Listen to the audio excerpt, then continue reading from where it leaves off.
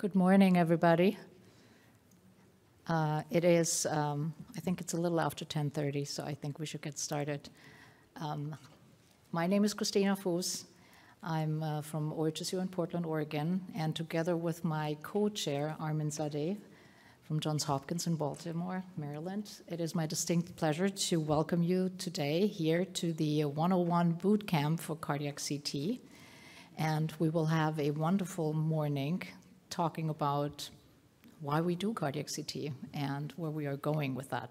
A few housekeeping items before we can get started. I would ask you to please silence your personal devices. We will have time for Q&A at the end of the session. If you don't get your question answered, there is an option to ask questions in the app, so please feel free to do that.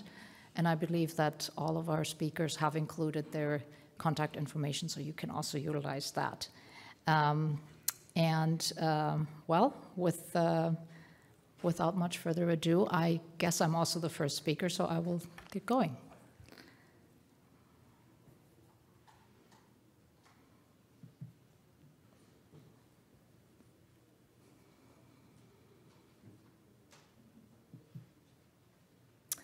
So what can cardiac CT do for us in 2022? You know, this is a very loaded question. When I saw this, I was like, well, what can it do? The answer is a lot. And if you think about how it started, and you know, I was quite impressed that I looked at this. This is a cardiac scan of the whole body CT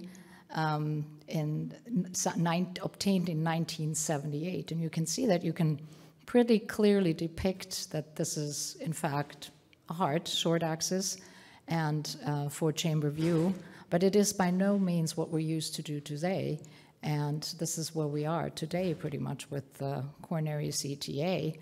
And this is what everybody is trying to work with at today's in today's clinical practice. But excuse me, what's coming next? And those of you who've been around here and have attended some of the introductory meetings, you know that there is a lot of new technology at the horizon, which is in part already at our discretion, and some of you may or may not already utilize it or are thinking about introducing it to your clinical practice. One of them is CT-derived fractional flow reserve, which may be a new tool for all of us to use and to assess our imaging data set better than we're just doing by visualization. There have been very important studies conducted that showed the efficacy and the improved sensitivity and specificity regarding hemodynamically significant stenosis with the introduction of CT-FFR. So this is certainly something that we have to be aware of, and we have to broaden our knowledge about.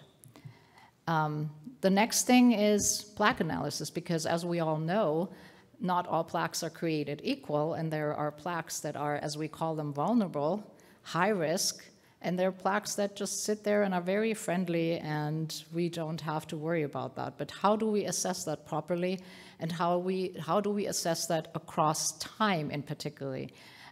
There's a lot of things that we still have to learn, and it's not just the plaque volume, but also the composition and the distribution of the plaque. So it's not just, is there fatty plaque, is there fibrofatty plaque, calcified plaque, but where are the components located? And personally, I think that plaque analysis is going to be a very interesting tool, understanding the pathophysiology of coronary artery disease even better than we do today, and then target the treatment accordingly based on what we learned from that. So plaque analysis, certainly something that may be of interest in the future, derived from the data set that we already have in our coronary CTA. We all know from the publications that, you know, were issued by the society and members of the society that high-risk plaque, obviously, there's like these classic 4 high-risk plaque features. But you know, I'm certain that we have to go deeper than that, and we will have to have images that allow us to recognize the plaque better. So higher image quality, but then also higher discrimination of tissue. And as we all know, CT is probably, when, you know, it's always the comparison CT versus MRI. We always hear MRI is so much better in soft tissue delineation. Well, yes, it is, but CT has a higher resolution. So maybe if we can bring up the soft tissue identification, resolution, interpretation in CT up, then we, you know, have the best of two worlds. And I think that this is where we as cardiac imagers have to be aware of and at the forefront to also make the companies work for us to help us and give us these tools to serve our patients better. So next thing, dual energy. Is dual energy the answer to everything? You know, some people would say, yeah, sure, dual energy, twice the power, you will get every answer that you need on every question. But, well, we can do certainly great things. And, you know, some of you may have heard this, that, again, in comparing with MRI, you can have late gadolinium enhancement, late contrast enhancement in the case of CT, when you do CT with late acquisition, and particularly with iodine mapping, when you bring out the domain of the iodine with utilization of dual energy CT.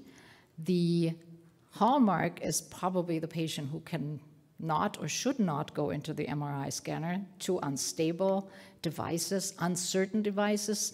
I'm sure that you all have patients where you don't know what surgeries they had. They got clips somewhere in the 1970s, or other things where you don't know whether or not they're safe to be put in the scanner. A CT may be the answer to that, because there's literally no contraindication to obtain a CT. So late contrast enhancement CT, will that replace late gadolinium cardiac MRI? I'm not sure, but it's certainly an avenue worth exploring.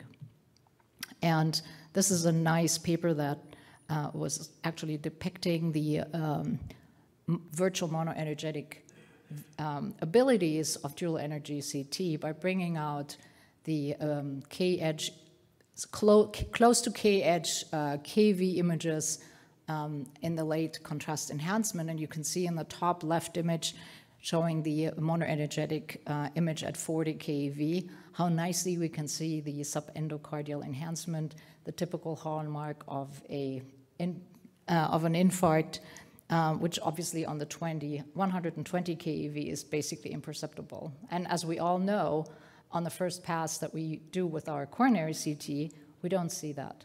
So that may be an additional tool to have when we evaluate our patients.